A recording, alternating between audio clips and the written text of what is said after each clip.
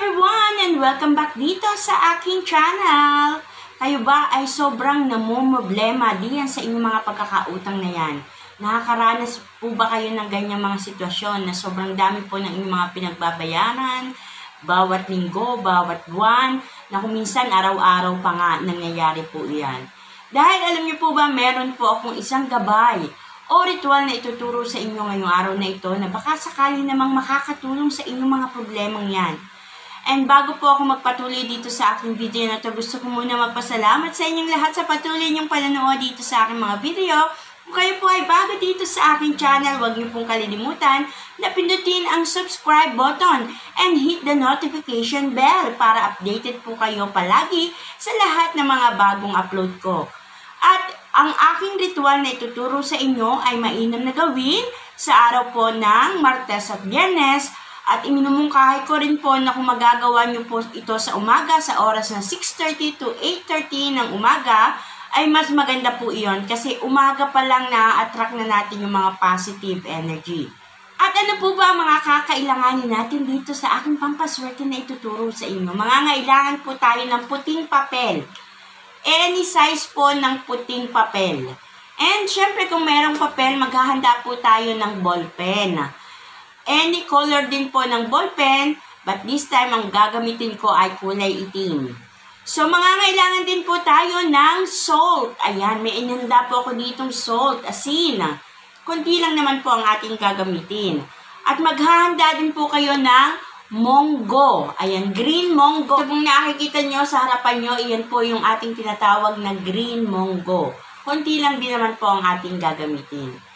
And syempre, maghahanda din po kayo ng pulang pouch o kaya naman ay pulang papel or envelope, pulang tela, basta ito po ay kulay pula. And ang kahuli-hulihan po, iminumungkahi ko po na magkaroon po kayo ng kopya nitong ating Saint Expedite. So, isa rin po ito sa mga dasal na palagi kong dinadasal. At sobrang naging powerful dito sa buhay ko. Bakit po? Kasi hindi ko makakamtan ang kung ano man ang nakakamtan ko ngayon, kundi dahil po sa gabay ni Saint Expedite. So, isa rin po ito sa mga dinadasal ko at gusto kong ibahagi sa inyo na maaari nyo pong dasalin dahil kung ano man yung ipinagkaloob sa akin ni Saint Expedite, naniniwala ko, ipagkakaloob din po iyan sa inyo. So, kung gusto nyo pong magkaroon ng kopya nito, pakivisit po ng aking Facebook page. Ipopost ko po dyan ang ating dasal na Saint Expedite. And don't forget also to follow and like my Facebook page. And don't worry din po, ipopost ko po ito diyan sa aking YouTube community. Makikita nyo po yan dyan. So once na nakita nyo po ito, is i-save nyo po sa inyong phone, i-copy nyo po siya, then ipa-print nyo po siya, and ipa-laminate. Mas mainam po na meron po kayong kopya nito. So, kung meron kayong maliit na kopya nito na pinalaminate nyo, pwede nyo pong ilagay din ito sa inyong wallet, pwede nyo pong ilagay ito diyan sa inyong altar. Katulad din po ito ng ating Power ID. So, ito ay isa rin sa, masasabi ko pong powerful para sa akin, na naging gabay ko sa aking buhay hanggang sa ngayon. And I know, in the future, magsisilbing gabay ko po ito. At ito po ang ating kakailanganin ng ating Saint Expedite na dasal. Ngayon naman, ituturo ko sa inyo ang pamamaraan. Paano po ba natin gagawin itong ritual na ito? So, unang-una, paalala po sa lahat kung kayo po ay hindi naniniwala sa mga ganitong klase ng mga ritual o pampaswerte, ay huwag nyo na pong gawin. Ano po? Dahil expected na po natin na hindi iyan epekto sa inyo kung hindi rin naman kayo naniniwala at gagawin nyo ito. So, useless lang po. So, kailangan unang-una ibibigay po natin ang 100% na ating paniniwala at i-clear muna natin ang ating puso at isipan bago natin gawin itong ating pampaswerte na ito. So, ang pamamaraan po kung paano natin ito gagawin, ihahanda nyo po ang inyong papel, inihandang papel. Puting papel, pwede po yung may mga linya-linya dito na papel, wala pong problema yan. And, ihahanda nyo po ang inyong ballpen at ano po ba ang isusulat natin dito sa ating puting papel. So, nakikita nyo naman meron na po akong nakasulat dito. Ipapakita ko na lang po kung ano po ang mga isusulat nyo dito sa ating puting papel. So, unang-una, sa itaas na bahagi ay isusulat nyo po ang date kung kailan nyo po ginagawa itong pampaswerte na ito. At ang susunod naman po ay pangalan. Pangalan po nino. Pangalan ng inyong pinagkakautangan. So, isusulat nyo po yung pangalan at sa katapat noon ay ilalagay nyo po ang halaga ng inyong pagkakautang sa kanya. So, kung kayo po ay maraming pinagkakautangan, mangyari po na isulat nyo po lahat ng mga pangalan na yan at isulat nyo po sa tapat ng kanilang mga pangalan ang halaga ng inyong pagkakautang sa kanila. At ang susunod naman po na isusulat natin ay ang mga salitang mababayaran ko na ang lahat ng aking pagkakautang. Magkakaroon ako ng maraming pera upang mabayaran ko ang lahat ng ito. So, uulitin ko po, ito po ang inyong isusulat diyan sa papel. Mababayaran ko na ang lahat ng aking pagkakautang, magkakaroon ako ng pera upang mabayaran ang lahat ng ito. At pagkatapos nyo pong isulat yan, yung mga salitang yan, ang isusunod nyo naman po ay ang inyong signature o ang inyong pirma. So, pipirmahan nyo po ito dito sa ilalim. So, napakahalaga din po ng ating signature. Iyan po ay isa rin po sa ating pampaswerte sa buhay. This time, gagamitin natin yung signature na yan upang magbigay sa inyo ng swerte. Upang makaraos kayo dito sa inyong mga pagkakautang sa mga taong isusulat nyo dito sa papel na ito. At ang susunod naman po na inyong gagawin, ihahanda nyo po ang inyong papel na pinagsulatan. So, nakikita nyo, dito nyo isinulat lahat ng mga sinabi ko sa inyo. And then, ang susunod na gagawin nyo po is lalagyan po natin ito ng monggo. Wala pong bilang ng butil ng monggo ang inyong ilalagay dito. So, depende po sa inyo kung gaano karami or kaunti ang inyong ilalagay. Maglagay po tayo ng green monggo sa ibabaw. And then, ang isusunod po natin ay ang ating asin. Ayan, nakikita nyo naman, nilalagyan ko ng asin. Kapag nailagay nyo na po ang ating monggo at asin, atin po natin itong tutupiin.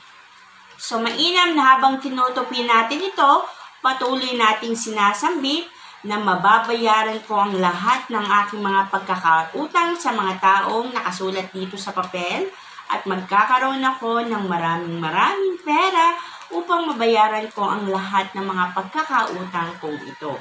So, itupin nyo lang po iyan. And this time, wag nyo po muna itong basta-basta ipapasok dito sa loob ng ating lalagyan. So, minumungkahi ko po na humarap muna kayo sa silangan. Magbigay po kayo ng isang mataimtim na panalangin. So, maaaring magdasal po kayo ng Ama namin hanggang sa luwalhati. Isama na rin natin ang sumasampalataya. At ang susunod na dadasalin nyo naman ay ang ating Power na Saint Expedite.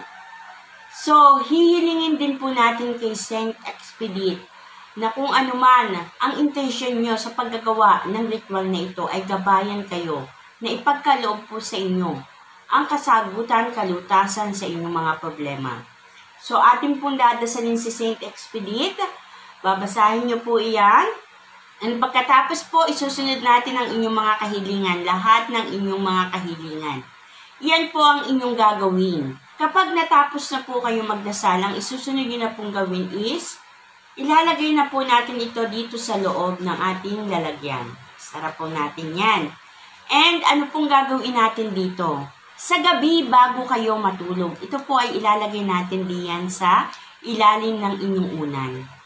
So, mas mainam po sa bawat gabi na ilalagay nyo po ito diyan sa ilalim ng inyong unan, ay patuloy pa rin po ang inyong pagdarasal ng ating mataimtim na panalangin, ng ating power na Saint Expedite, and ng ating mga intensyon or kahilingan. Bago po kayo matulog, minumungkahi ko po na gawin nyo po iyan. Ito po ay hahayaan nyo 7 gabi diyan sa ilalim ng inyong unan. At pagkatapos po ng 7 gabi, sa ika-8 po na araw, ito po ay inyong susunugin.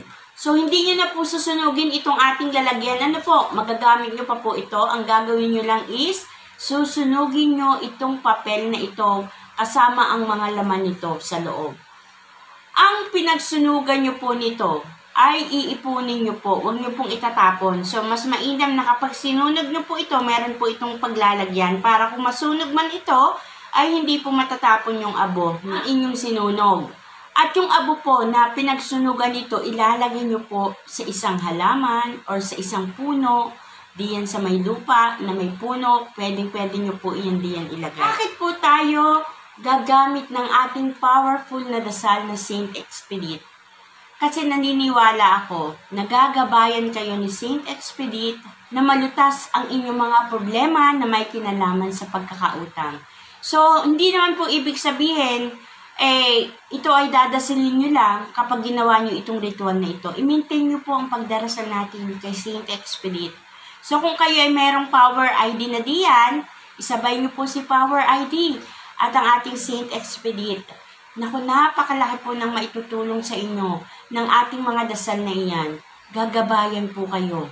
Na kung ano man yung mga paghihirap na nararanasan nyo sa inyong buhay, kung ano man yung mga problema na nakapatong dyan sa inyong balikat, hanggang ulo na nga, na hindi na nga kayo magkaintindihan kung paano nyo susolusyonan yan. Nandito lang po si Saint Expedite, ang ating Power ID, tutulungan po nila kayo. So sila po yung maggagabay din sa inyo sa mga ginagawa niyong pampaswerte. And then, syempre, huwag po tayong makakalimot sa ating poong may kapal. Magdasal po tayo. Iyan po ang iminumungkahi ko po sa inyo. And I hope naman makatulong po itong aking simpleng pampaswerte na itinuro sa inyo ngayon. Good luck po sa inyong lahat. At naway makaraos po kayong lahat sa inyong mga pagkakautang. Kung nagustuhan niyo po ang aking video ngayong araw na ito, please don't forget to give me a like. And I hope magkita-kita po tayong muli hanggang sa mga susunod kong video. Mag-iingat po kayong lahat. God bless everyone. Bye-bye po.